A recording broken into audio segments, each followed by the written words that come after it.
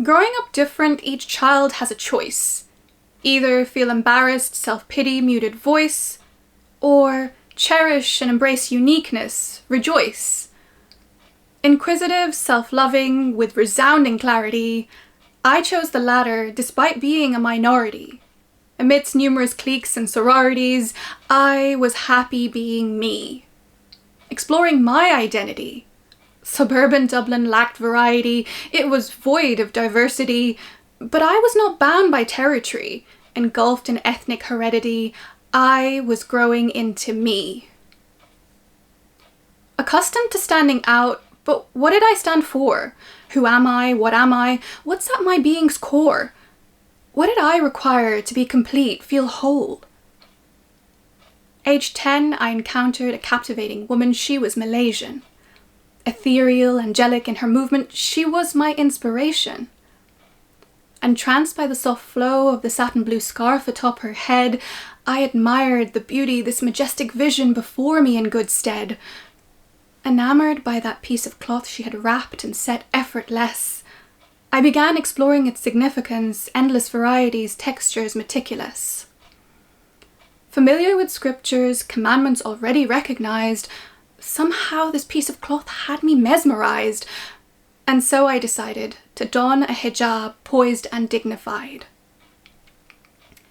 A triangular Far Eastern fabric, fastened neatly in place with Arab pins, often a keffiyeh to match, an Afghan kurta, and kohl seeping from my eye's rim.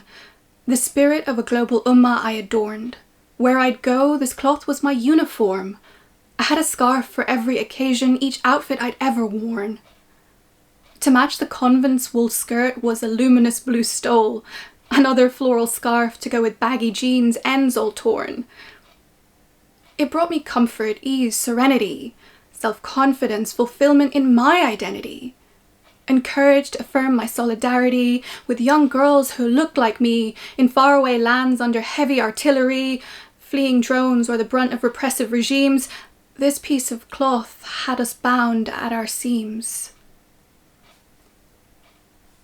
At home I was cheered on, celebrated by friends. They applauded my difference, uplifted me as I did them. This expression of authenticity became second nature to me. But did I comprehend fully what it really meant to be me?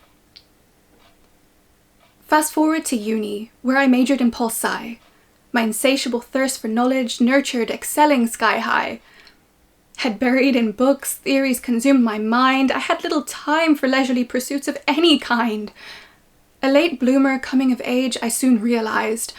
My world was transforming in front of my very eyes. I was no longer a token, a paragon of diversity, now surrounded by others who looked just like me. Anticipating bonds of kinship amongst brethren, kindness of kindred spirits, faith siblings, but I was met with harshness, a presence unsettling. Instead of the embrace of unity, empathy, and respect, I faced hostile interrogation regarding my denomination and subsect. Scolded by fellow worshippers over what time I break fast or offer evening prayer, denounced for unknowingly exposing the slightest wisp of hair. Sister, where is your haya? Why are you smiling so broadly?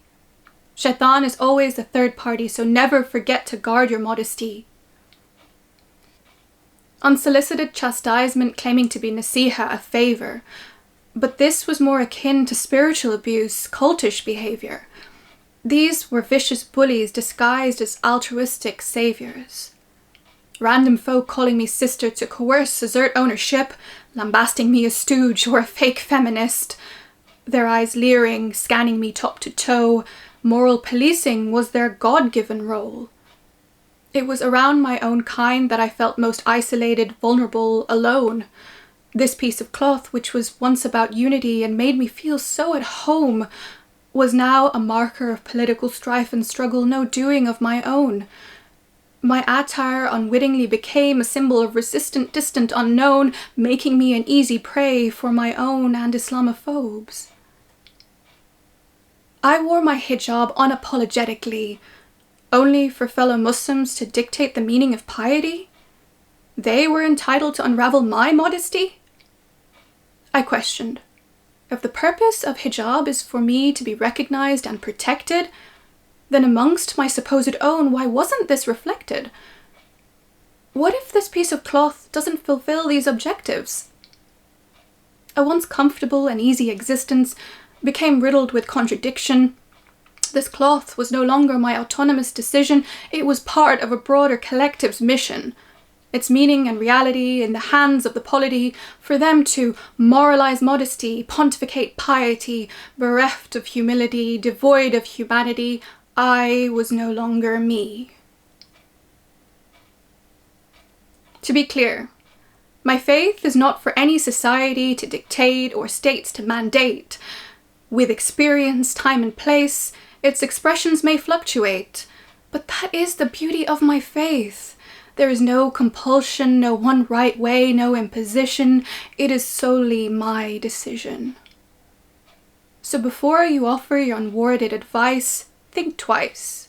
It is not your role to determine my virtues or vice. This is not a debate over fara'idh, but solely a matter of agency, consent and choice, about respecting pluralities of vision and voice. Instead of passing judgment on each other's clothing, let's begin by ridding ourselves of jealousy and loathing. A simple request to extend kindness, love and tranquility mustn't be misconstrued as a call for war or animosity. Our purpose in life is bigger than you and me. So let's not bicker, berate and brawl endlessly. Instead, let's move forward with grace, compassion and empathy.